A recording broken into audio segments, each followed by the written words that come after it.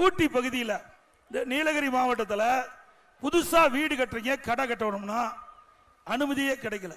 10,000 பேர் வீடு கட்டுவதற்கு கடை கட்டுவதற்கும் அனுமதி கேட்டு இன்றைக்கு விண்ணப்பம் செஞ்சிருக்கிறாங்க. ஆனா விடியா திமுக அரசு அதையெல்லாம் கவனத்தில் எடுத்துக்கொள்ளாம இன்றைக்கு 10,000 பேர் வீடு கட்டக்கூடிய சூழ்நிலை இருக்கின்ற பொழுது அவளுக்கு அனுமதி கொடுக்காம முடக்கி வச்சிருக்கிறாங்க. பல்வேறு துறையிலிருந்து அவர்கள் அனுமதி பெற்று தான் வீடு கட்ட வேண்டிய சூழ்நிலை இருக்குது.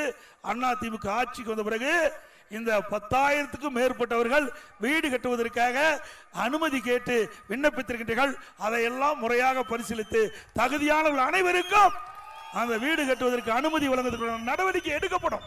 அண்ணா திமுக ஆட்சி இருக்கின்ற வரைக்கும் வீடு கட்டுவதற்கு எளிமையாக நாங்கள் அனுமதி கொடுத்துட்டு இருந்தோம். ஆனா விடியா திமுக அரசு வேண்டுமென்றே திட்டமிட்டு நீலகிரி மாவட்டத்தில் இருக்கின்ற மக்கள் வீடு கட்டுவதற்கு அனுமதி கேட்டா அதை அனுமதியை மறுத்து இன்று வரை 10,000க்கும் மேற்பட்ட பேர் இன்றைக்கு வீடு கட்டுவதற்கு அனுமதி கேட்டு நிலுவையில் இருக்கின்றதை நேரத்தில் எண்ணி பார்த்து அடுத்த ஆண்டு நடைபெற்ற சட்டமன்ற தேர்தலில் அண்ணா திமுக வெற்றி பெற்று உங்களுடைய கோரிக்கைகள் நிறைவேற்றி தரப்படும்.